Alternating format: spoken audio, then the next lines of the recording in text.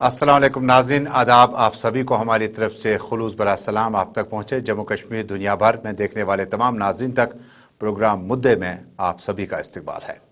नाज़रीन, प्रोग्राम मुद्दा जम्मू कश्मीर मुल्की और आलमी सतह की सूरत हाल से मुतल्लिक़ मुबाहिसे में हम सियासी लीडरान को मदऊ करते हैं। मामलात सियासी नवियत के हों, इक़्तिसादियात के हों, खेल कूद के हों या जम्मू कश्मीर या मुल्क भर के किसी भी मामले से मुतल्लिक़ हों, तो उस पर चर्चा करना बड़ा लाजमी बनता है। दरअसल जम्मू कश्मीर में कुल जमाती मीटिंग का जो इजलास है वो 3 अक्टूबर को तलब किया गया है। डॉक्टर फारूक अब्दुल्ला इसकी क़यादत और सदारत जम्मू में करेंगे। वहीं दूसरी तरफ डोडा और मुतअद्दिद इलाकों से आज अवामी आवाज़ें उठी और अर्बन लोकल बॉडीज़ यानी पंचायती इंतखाबात के हवाले से जो इबहाम और ख़दशात ने जन्म लिया कि गालिबन शायद ये इंतखाबात अब होंगे भी नहीं, तो इस पर बहुत सारा सियासी रद्द अमल आया चाहता है। नेशनल कॉन्फ्रेंस के सीनियर नायब सदर साबिक वज़ीर आला की माने उमर अब्दुल्ला की वो बारहा कहते हैं कि जम्मू कश्मीर में इंतखाबात कराना वक्त की अहम तरीन ज़रूरत है। उमर अब्दुल्ला ने इल्ज़ाम आयद करते हुए कहा कि बीजेपी बहुत ज़्यादा डर गई है कि अवामी मैंडेट और अवामी सपोर्ट उन्हें शायद हासिल नहीं होगा। बहरहाल जम्मू कश्मीर में चूँकि लेफ्टिनेंट गवर्नर मनोज सिन्हा ने कहा कि बड़ा परसेंटेज ऐसा है लोगों का जो इन सियासी और लीडरान से अवाम को बहुत ज़्यादा दूर देखना चाहती है, और मनोज सिन्हा ने एक इंटरव्यू के दौरान कहा था कि जम्मू कश्मीर में लोग लेफ्टिनेंट गवर्नर एडमिनिस्ट्रेशन से, प्रशासन से, इंतज़ामिया से खुश हैं और रिवायती सियासी लीडरान से अब उनकी शायद नहीं जमती है। देखिए, ये जम्मू कश्मीर के मामलात है और करीबन 2018 के बाद जब जम्मू कश्मीर में सियासी सूरत हाल तब्दील हुई, 5 अगस्त 2019 के बाद 35 से 370 दफात ख़त्म होने के बाद जम्मू कश्मीर में अवामी सरकार अभी तक नहीं बनी। इससे पहले पीपल्स डेमोक्रेटिक पार्टी और भारतीय जनता पार्टी ने जम्मू और कश्मीर प्रोविंस में वाजिया मैंडेट हासिल करके सरकार बनाई थी। उससे कबल कांग्रेस और नेशनल कॉन्फ्रेंस ने सरकारें बनाई, लेकिन इतना वक्त कभी नहीं गुजरा होगा कि जब जम्मू कश्मीर में चुनाव किसी भी अहमियत के हामिल होते हैं उन्हें मुनक्किद नहीं किया जा सका।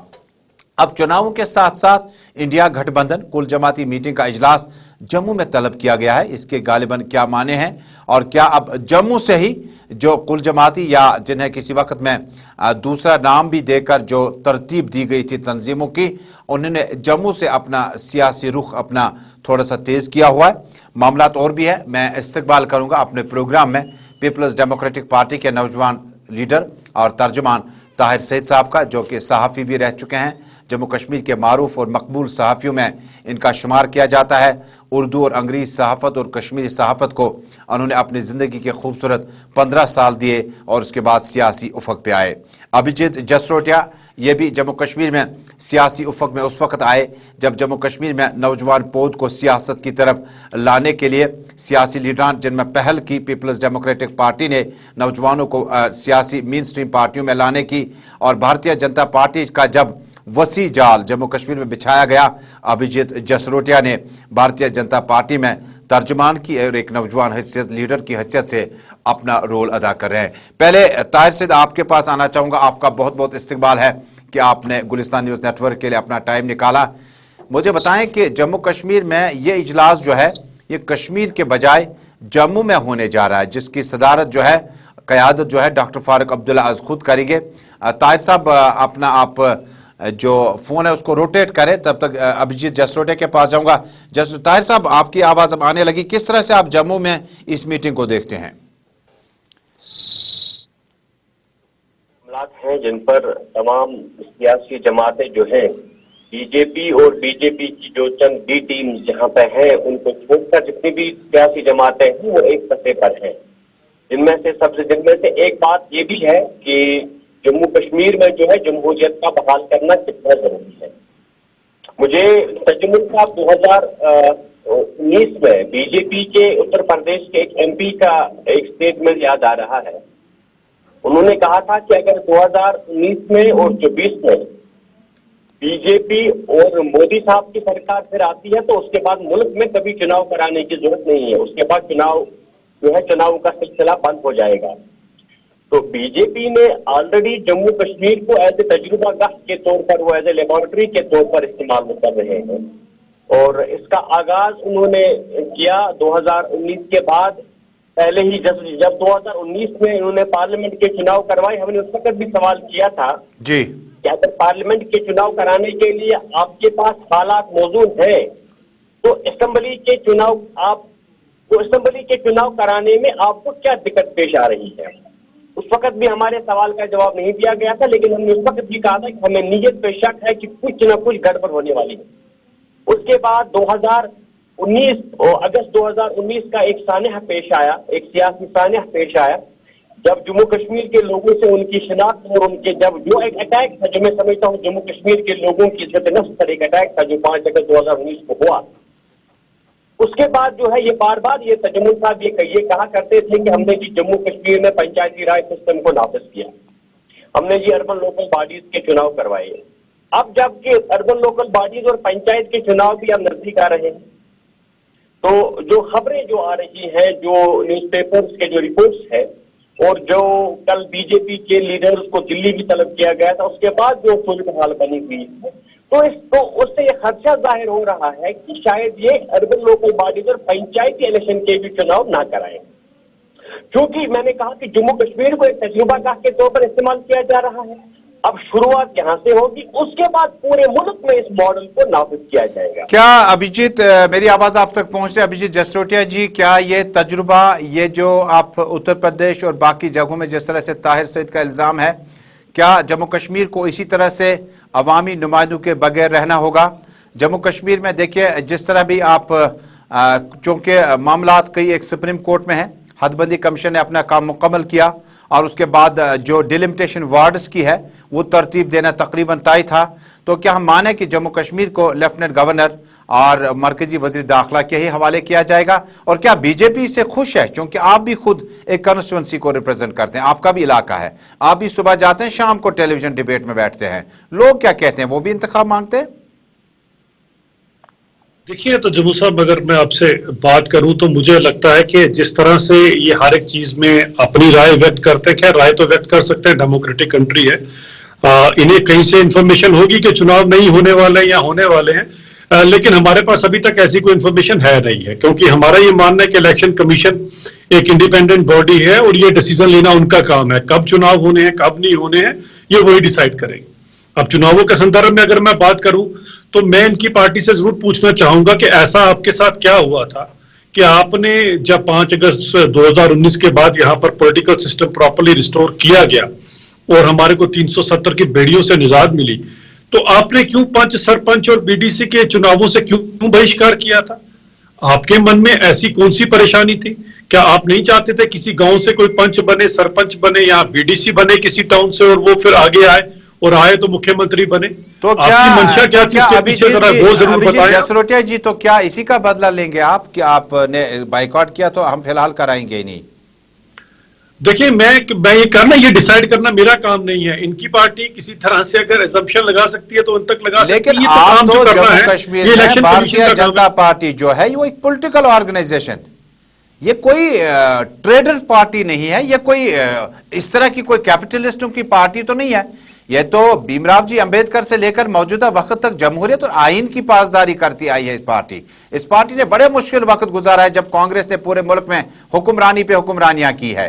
और मुझे याद है कि जब बीजेपी अपोजिशन में होता था तो बॉर्डर पे शल फटता था, बीजेपी तो जम्मू कश्मीर में असेंबली का बहिष्कार करके प्रोटेस्ट करते थे। अब गुडूल और बाकी जगहों में क्या कुछ हुआ, चुप्पी साधी है सब लोगों ने। क्या बीजेपी के पास कोई ऐसा प्रोग्राम नहीं है जिसमें होम मिनिस्टर को, प्राइम मिनिस्टर को कहा जाए जनाब हम बीजेपी जरूर है लेकिन जम्मू कश्मीर में हमें अवामी रोल देना चाहिए? आपकी तरफ वापस आना चाहूंगा, नेशनल कॉन्फ्रेंस के नौजवान रहनुमा हमारे साथ जुड़ चुके हैं, उवैस अहमद। उवैस, बहुत बहुत शुक्रिया। उवैस, नेशनल कॉन्फ्रेंस का डे फर्स्ट से स्टैंड है कि जम्मू कश्मीर में हम कोई चुनाव नहीं लड़ेंगे जब तक स्टेट को बहाल नहीं किया जाएगा। आज उमर अब्दुल्ला साहब को इंतखाबात की इतनी जल्दी क्यों है? वो तो तमाम तकरीरों में कहते हैं कि इंतखाबात कराओ।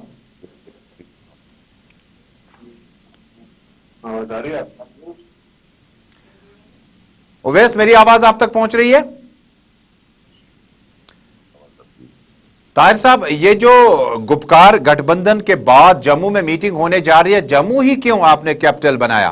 पहले भी गुपकार की मीटिंगों को आपने साए साए से गुपकार का वेन्यू शिफ्ट करके जम्मू पहुंचाया, जम्मू से वापस लाया, कुल जमाती इजलास जम्मू में बुलाने से क्या बीजेपी को डराने जा रहे हैं आप, क्या इतनी जमातें मिलकर? जी नहीं, बीजेपी को डराने की बात नहीं है। देखिए, हमें जमहूरी मुल्क में रहते हैं तो वक्त का और जगह का तयन करने का इतना तो हक हमें बनता है कि हम कहाँ पर मीटिंग करें, कब करें, इतना तो हक बनता है। तो हमें तो मालूम है कि जमहूरियत को जो है यहाँ पर जमहूरियत पर कदगन लगाई जा रही है। तो अब अगर थोड़ी बहुत जितनी भी इतना तो डिसीजन लेने का तो हमें हक दीजिए कि हम कहाँ पर लेते हैं, कहाँ पर मीटिंग करते हैं। और कई पार्टीज हैं, जम्मू की भी बहुत सी पार्टीज हैं, तो कई लोगों के जो है उसको भी मद्देनजर रखना पड़ता है। अगर आप कोई वेन्यू तय करते हैं तो एक ही चीज दिमाग में नहीं होती है। तो जम्मू की भी कई पार्टीज हैं, तो उनसे भी बात करनी है। तो इसलिए हमने सोचा कि जरूरत तो ये कि अगर उनको यहाँ बुलाने से बेहतर है कि हम भी उन्हीं के घर जाए, अच्छा रहता है। क्योंकि जम्मू तो पार्ट है, जम्मू कश्मीर तो अंग है एक दूसरे के, तो ये कोई फर्क नहीं। बिल्कुल आप हक रखते हैं, आप जम्मू में करें, राजौरी में करें, कश्मीर में करें, लेकिन मंजिल आपकी जो है वो क्या सिर्फ इंतखाबी माहौल ही है या कुछ और है? छोटे से वक्फे के लिए रुकेंगे। वक्फे के बाद जिस पार्टी ने सबसे ज्यादा इख्तिदार जम्मू कश्मीर में संभाला, जम्मू कश्मीर के लोगों को संभाला, मुश्किलात में, आम दिनों में, नेशनल कॉन्फ्रेंस के तर्जुमान उवैस से बातचीत करेंगे इस छोटे से वक्फे के बाद। इस छोटे से तिजारती वक्फे के बाद प्रोग्राम मुद्दा में आपका एक बार फिर खैर मकदम है। जम्मू कश्मीर में मामलात सियासी नौयत के इंतहाई हसास हैं और वो कहते हैं कि जब एक माँ एक बच्चे को पीटती है या बाप, उसके बाद वो कहीं ना कहीं कहता है कि मैं बाप अबू को जाके बताऊंगा। जब माँ से झगड़ा होता है तो दूसरी तरफ ये हवा का रुख हो जाता है। जब अवामी दहलीज पर सख्तियां आती है, परेशानियां आती है, तो अवाम कहती है कि जमहूरियत है ना, डेमोक्रेसी है ना, हम डेमोक्रेसी में मिनिस्टर साहब के पास जाएंगे, अवामी नुमाइंदे के पास जाएंगे, अपना हाल बताएंगे। स्मार्ट मीटर्स की कोई सुनवाई नहीं है। एक साहिब की रेट 2000, किसी की 4000, किसी की 6000। इक़्तिदार के आने के बाद शायद अवाम को लगेगा कि बेरोजगारी का कहीं ना कहीं खात्मा किया जा सके और जो मिनिस्टरों के रहते काम हो जाते हैं वो शायद ही हो जाएंगे। अब इसमें इस बहस को आगे बढ़ाते हैं नेशनल कॉन्फ्रेंस के शेख उवैस साहब, अभिजीत जसरोटिया बीजेपी के और पीपल्स डेमोक्रेटिक पार्टी के तर्जमान ताहिर सैयद मेरे साथ जुड़े हैं। शेख उवैस साहब, आपका इस्तकबाल है। वक्फे से पहले शायद हमारी लिंक जो है वो आप तक नहीं पहुंची थी और ऑडियो में थोड़ा सा कमी पेशी रही थी। उमर अब्दुल्ला साहब बारहा कहते हैं कि भारतीय जनता पार्टी इंतखाबात कराने से डर गई है और उन्हें पता है कि अवाम का जो मैंडेट है, जो सरकार अवाम के लिए काम न करे, सरकार वापस में अवाम से कैसे तवक्को करेगी कि आपने इतने सारे वोटों से सीटें जीती हुई है।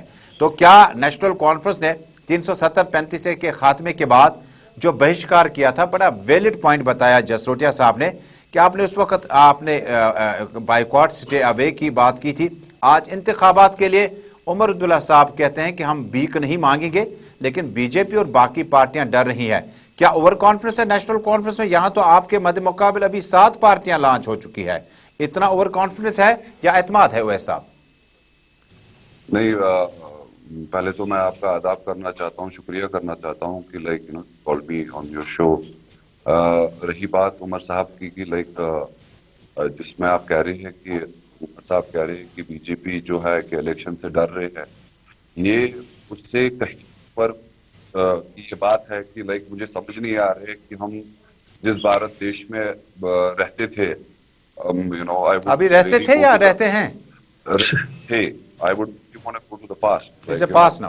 ये वो भारत देश हमें दिख नहीं रहा है किसी चीज जगह से, कि आपने 9 साल से आप इलेक्शन के भागे जा रहे हैं। कभी आप ही के पार्लियामेंट से माइंड से दिल आती है कि जम्मू कश्मीर में हालात ठीक है, 370 और 35 के बाद सिचुएशन जी बहुत अच्छी है, टूरिज्म का फ्लो है, ये है वो है।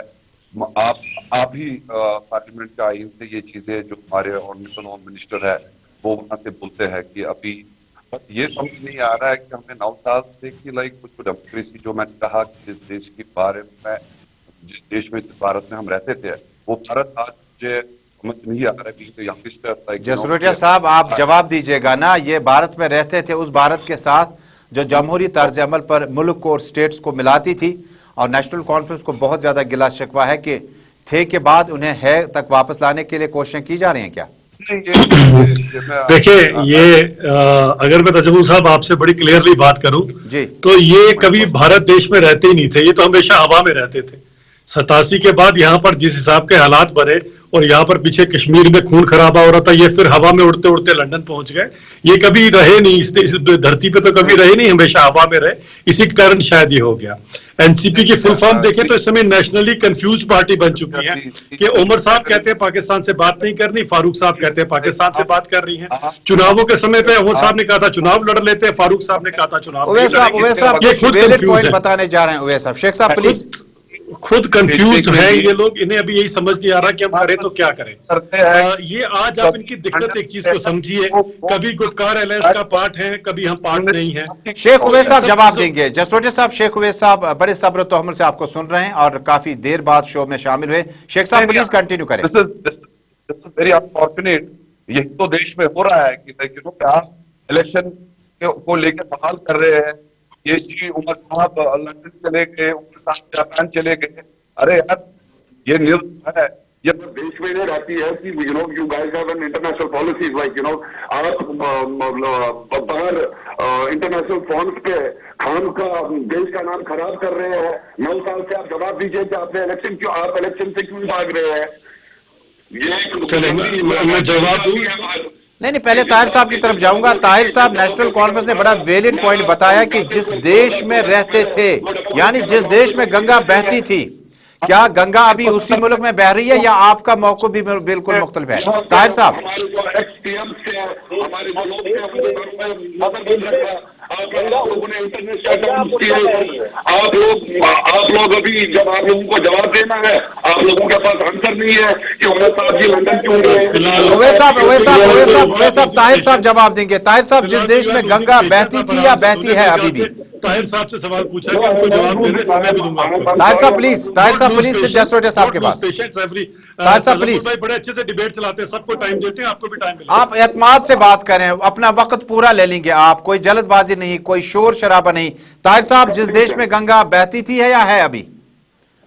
जी तजमुल साहब, मैंने कहा कि अब इस मुल्क में जो है अब उल्टी गंगा बहती है जी। जिस तरह से बहती थी, जो जिस तरीके से, जिस हिसाब से मुल्क में निजाम चल रहा था, इस वक्त पूरे मुल्क में जो है इंस्टीट्यूशन जो है वो अंडर अटैक है। कोई भी इंस्टीट्यूशन, कोई भी इदारा इस वक्त इंडिपेंडेंट आजाद नहीं है। हर एक इदारे पर कंट्रोल किया गया है, डायरेक्टली और इनडायरेक्टली, जिसका खमियाजा मुल्क भुगत रहा है और आने वाले टाइम में भी भुगतेगा। जसरोटे साहब, आप पे इल्जाम बहुत सारे नेशनल कॉन्फ्रेंस और पीपल्स डेमोक्रेटिक पार्टी के रहनुमाओं की तरफ से लगाए गए, नौजवान लीडरान हैं और Peoples Democratic Party National Conference के साथ हैं। ये इल्जाम आप किस तरह से देखते हैं? और मैं जम्मू की मीटिंग की तरफ आऊंगा। क्या जम्मू में ये इजलास तलब करने से भारतीय जनता पार्टी अब अनसेफ होगी वहां पर? क्योंकि काफी सारी आवाजें जो है वो टोल प्लाजा से लेकर बाकी जगहों तक उठ रही हैं। डॉक्टर अब्दुल्ला के इस इजलास को तलब करने को आप किस तरह से देखते हैं? देखिए, मैं सबसे पहले तो अपना पीडीपी का जवाब जरूर दूंगा मैं। एक और, अगर आपने जिस देश में गंगा बहती थी, गंगा बहती है, और एक और आपने अगर सुना होगा तो राम तेरी गंगा मैली हो गई, पापियों के पाप धोते धोते। तो इतने पाप थे जिसे धोते धोते गंगा मैली होगी। अब तो स्वच्छता का अभियान चल रहा है, गंगा स्वच्छ हो रही है और काफी सारे पाप धुल गए। 370 के पहले के सारे पाप धो के अब तो स्वच्छ कर दिया गया है सिस्टम। गुटकार के गलियारों में जब आपको लगा कि कश्मीर में हमें किसी ने नहीं पूछा तो जम्मू पहुंच गए। अब जम्मू में आपके साथ कौन खड़ा होगा तो वो भी हम देख लेंगे कितने लोग खड़े होते हैं आपके साथ।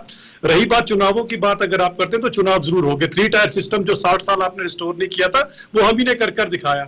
आज कितने सारे पंच, सरपंच, बीडीसी, डीडीसी बने और किस हिसाब से वो जो काम कर रहे हैं, आपके टाइम के 1000 और 1200 में जो बने 1000-1200 वोट लेकर बने हुए एमएलओ से ज्यादा काम कर रहे हैं वो सभी के सभी लोग। उवैस साहब, चुनावी होता है। सलमान अली सागर साहब सिटी के लिए जिस तरह से कॉरपोरेशन के बाद में चुनाव जो हुए थे, 2-3 जगहों से खड़े हुए थे। चुनाव होते हैं, छोटे हों बड़े हों। चुनाव में मैनिफेस्टो क्या है नेशनल कॉन्फ्रेंस के पास, भले ही अर्बन लोकल बॉडीज के हों? मैं तो पहले इस पे जाना चाहता हूँ कि मुझे ये समझ नहीं आ रहा है कि एक झूठ, मतलब ये झूठ कब तक चलाएंगे। एक छोटा सा इलेक्शन दैट यूएलबी इलेक्शंस भी ये कंडक्ट कर नहीं पा रहे हैं। पंचायत इलेक्शंस अभी जो भी उनके रिप्रेजेंटेटिव है, even that is gonna get over by I guess the December ending. मतलब आप यूएलबी इलेक्शन नहीं करा पा रहे हैं। मुझे तो समझ नहीं आ रहा है कि आप जो आइन से पार्लियामेंट के वहां से जो आप बोल रहे हैं, आप वो सच बोल रहे हैं, अब जो जसूरिया जी बोल रहे हैं कि वो सच बोल रहे हैं। इनकी जो हमने देखा है कि पिछले बार भी हमने देखा कि बीजेपी से जी लोग पी के चैनल से जो लोकल न्यूज चैनल है कि देखा कि बीजेपी वाले भी अब जम्मू कश्मीर से जितने भी पार्टिसिपेंट थे इनके, वो जी बीजेपी को छोड़ के जा रहे हैं। इन्होंने ये तो मजबूरी है, इनको भी तंग करके रखा है। इनको भी बोल रहे हैं कि इलेक्शन कमीशन डिसाइड ताहिर साहब एक आखिरी सवाल आपकी तरफ आना चाहूंगा। प्रोग्राम अब तकरीबन इख्तिताम पजीर हुआ चाहता है। ताहिर साहब मुझे बताइएगा कि बीजेपी को तनकीद करने के अलावा आपके पास क्या है? आप क्या ऑफर करें लोगों को कि आप चुनाव में आए? आप क्या देने जा रहे हैं? जिस वक्त आपकी जरूरत थी आपको तो शायद बोलने का मौका नहीं मिला। जिस वक्त बोलना चाहे था, इख्तियार में था, तो तब शायद आपके मामलात कुछ थे मरकज के साथ। अब आपके पास क्या है? What do you offer to public? देखिए, हम मगर बीजेपी की तनकीद करते हैं, ये तनकीद वराई तनकीद नहीं है। देखिए, बीजेपी इस वक्त सेंट्रल में इनकी गवर्नमेंट है। यहाँ पर एलजी साहब जो है वो बीजेपी के अपॉइंटेड एलजी है, तो डायरेक्ट यूनियन टेरिटरी है, तो डायरेक्ट रूल इस वक्त दिल्ली का है। अगर हम बीजेपी को उनकी गलत पॉलिसियों पर तनकीद नहीं करेंगे तो फिर कौन करेगा? और हमें कोई दुश्मनी, जाती दुश्मनी नहीं है किसी के साथ। हमारा एक उसूली एक इख्तिलाफ है बीजेपी के साथ, और उसूलों की बुनियाद पर बीजेपी जो यहाँ पर गलत कर रही है तो उस पर सवाल कर रहे हैं। और बीजेपी जो कर रही है, अब आप देख लीजिए, ये जो चुनाव जो मौखर किए जा रहे हैं, डेफर किए जा रहे हैं, उसके पीछे क्या रीजन है? बहुत बहुत शुक्रिया। आप सभी मेहमानों का वक्त बिल्कुल इजाजत नहीं दे रहा है कि हम इस बहस को यहीं पे जारी रखें। यहाँ पे बहस मुकम्मल हुआ चाहती है। अभिजीत जसरोटिया जी कुछ अहम बात रखने वाले हैं, लेकिन वक्त और हालात के मुताबिक दोबारा किसी और प्रोग्राम में आपसे मिलेंगे। फिलहाल आज के प्रोग्राम मुद्दे से अपने मेजबान तजम्मुल को दीजिएगा इजाजत। आप देखते रहें गुलिस्तान न्यूज नेटवर्क। अल्लाह हाफिज।